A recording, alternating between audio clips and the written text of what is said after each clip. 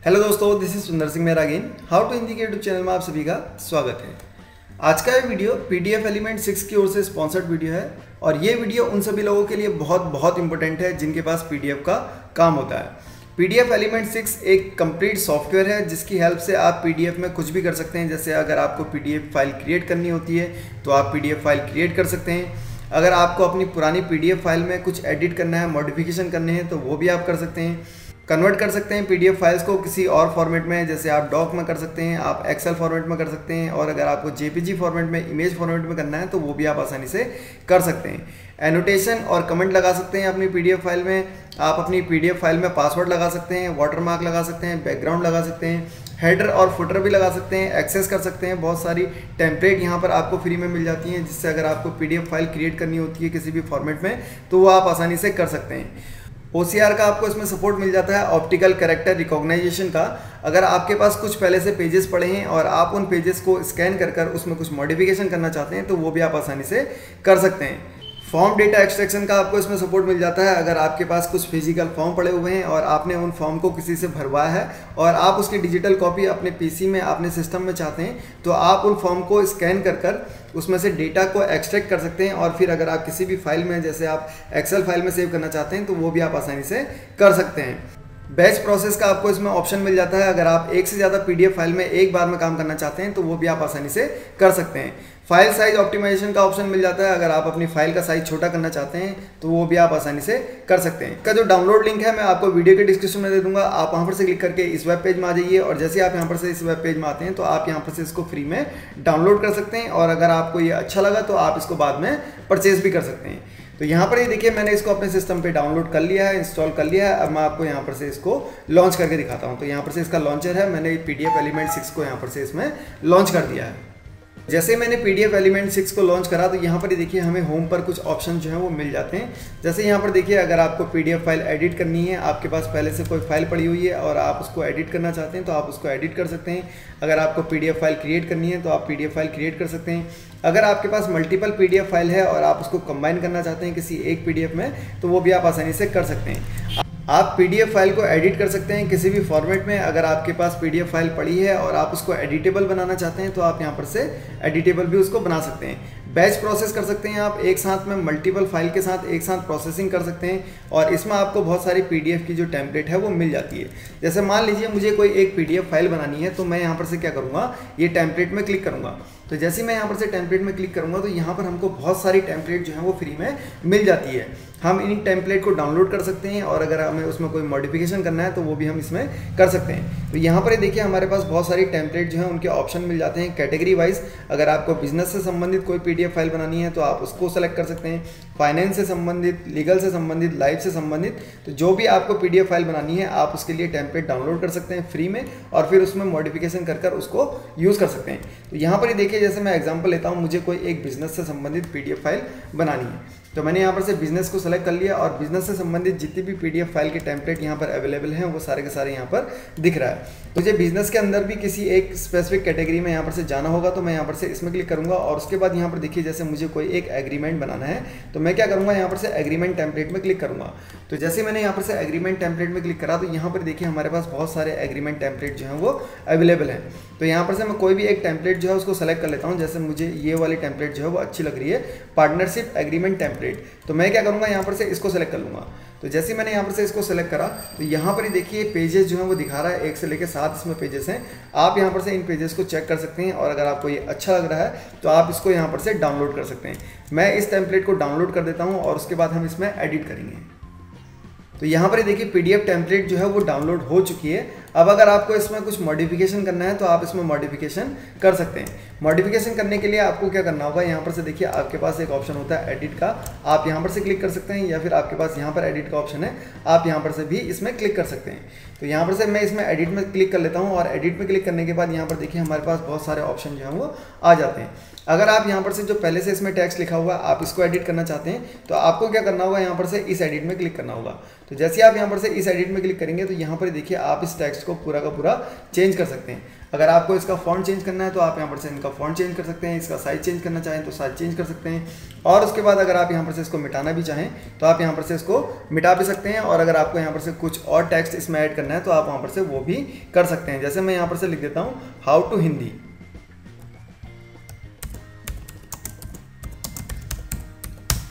मैंने यहाँ पर से इसमें हाउ टू हिंदी लिख दिया है। अगर आप मेरे को इसको अलाइन करना होगा तो मुझे क्या करना होगा, सिंपली इसको पकड़ना होगा और जहाँ पर भी मुझे ये रखना होगा मैं यहाँ पर से इसको उठाकर रख सकता हूँ। उसके बाद यहाँ पर देखिए अगर आपको इसमें कुछ टेक्स्ट ऐड करने हैं तो आपके पास यहाँ पर एक ऑप्शन होता है ऐड टेक्स्ट का।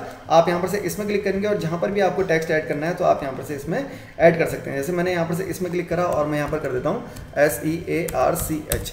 तो मैंने यहाँ पर से कोई भी एक रैंडम टेक्स्ट ले लिया। अब मुझे यहाँ पर से क्या करना होगा, इसको मैं यहाँ पर से इस बॉक्स के अंदर डालना चाहता हूँ तो मैंने यहाँ पर से सर्च में क्लिक कर दिया।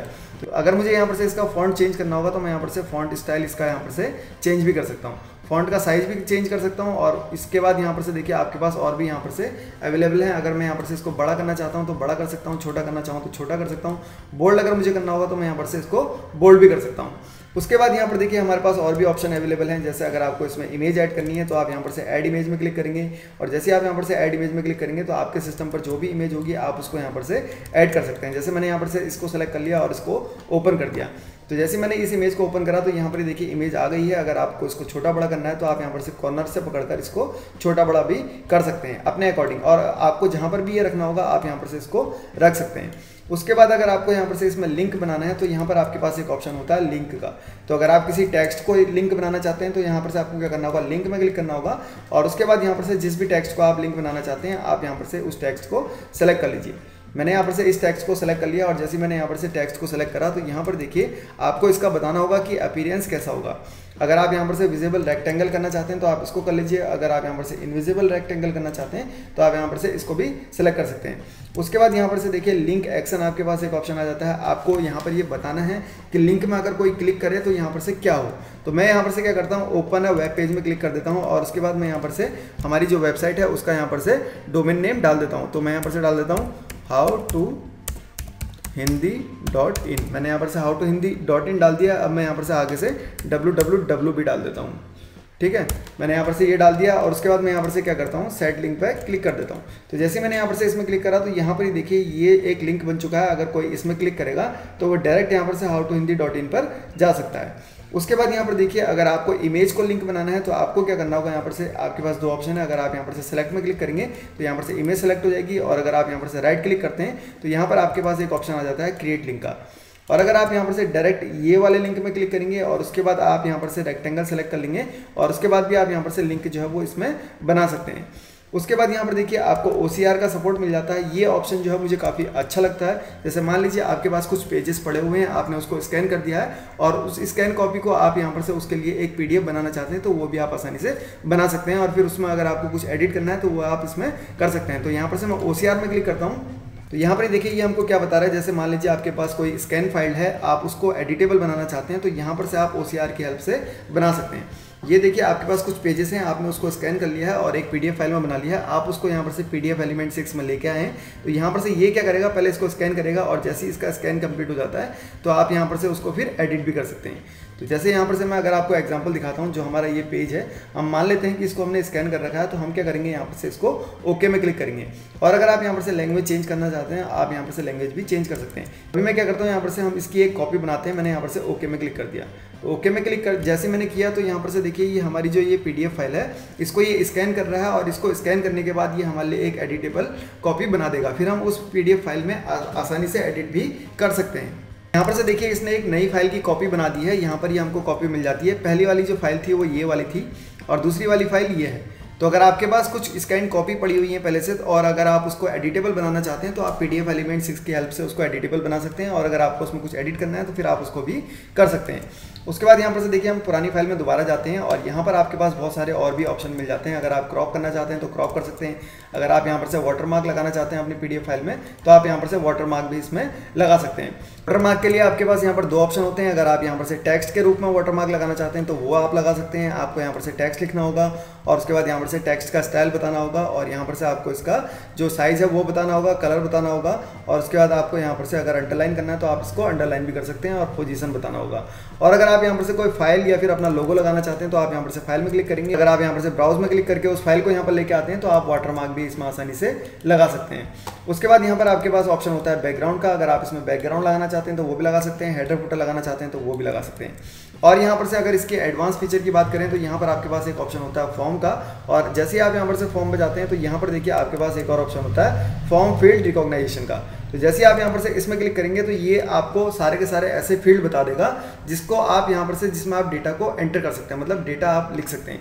तो यहाँ पर से देखिए जैसे मैं फॉर्म फील्ड रिकॉग्नाइजेशन पे क्लिक करूंगा तो ये क्या करेगा, फॉर्म पर जितने भी ऐसे फील्ड होंगे जिन पे हम डेटा को एंटर कर सकते हैं वो सारे के सारे रिकॉग्नाइज कर लेगा। उससे होगा ये कि जितने भी फॉर्म फील्ड करने वाले होंगे वो हमको आसानी से दिख जाएंगे। तो यहाँ पर देखिए इसने रिकॉग्नाइज कर लिया कि जहाँ जहाँ पर हम डेटा को एंटर कर सकते हैं। तो ये जितने भी फॉर्म है, जितना भी ये फॉर्म है उस सभी में जितने भी ऐसे फील्ड हैं जिस पे हम डेटा को एंटर कर सकते हैं इसने वो रिकॉग्नाइज कर लिया। उसके बाद यहाँ पर देखिए हमारे पास एक और ऑप्शन होता है यहाँ पर से डेटा एक्सट्रैक्शन का। तो इससे होगा ये कि अगर हमें डेटा को एक्सट्रैक्ट करना है एक फाइल से दूसरे फाइल में तो वो भी हम आसानी से कर सकते हैं। जैसे यहाँ पर देखिए मैं डेटा एक्सट्रैक्शन पे क्लिक करता हूँ और उसके बाद यहाँ पर से मैं इसको यस कर लेता हूँ क्योंकि ये हमसे यहाँ पर फाइल सेव करने के लिए बोल रहा है। पहले मैं यहाँ पर से इस फाइल को सेव कर लेता हूँ। हमने ये जो टेम्पलेट थी ये डाउनलोड करी थी, मैं इसको यहाँ पर से इसका नाम दे देता हूँ 1 और उसके बाद मैंने यहाँ पर से इसको सेव कर दिया है। तो यहाँ पर से देखिए डेटा एक्सट्रैक्शन के अंदर हमें दो ऑप्शन मिल जाते हैं। पहला ऑप्शन हमको यहाँ पर मिलता है extract data from PDF form field, दूसरा ऑप्शन हमको यहाँ पर मिल जाता है extract data from scan PDF. तो जो भी आपकी रिक्वायरमेंट है आप उसको यहाँ पर से सेलेक्ट कर सकते हैं।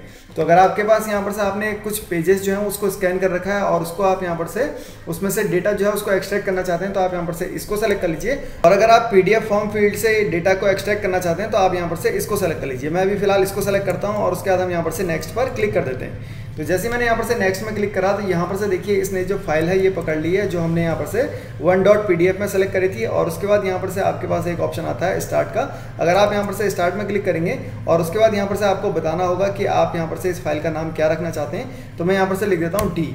मैंने यहाँ पर से इसका नाम सिंपल डी लिख दिया और उसके बाद यहाँ पर से इसका जो फॉर्मेट है वो है .csv। तो आप यहाँ पर से क्या कर सकते हैं, इसको सेव कर सकते हैं। तो जैसे आप यहाँ पर से इसमें सेव में क्लिक करेंगे और उसके बाद यहाँ पर से अगर आप डेस्कटॉप पर आते हैं और यहाँ पर से आप इसको देखेंगे तो ये देखिए एक्सेल फाइल जो है वो बन चुकी है। तो ये आपके तब बहुत काम आ सकता है जैसे आप यहाँ पर से बहुत सारे डेटा के साथ जो है वो काम करते हैं। तो यहाँ पर देखिए पूरा का पूरा डेटा जो है वो इसमें आ चुका है।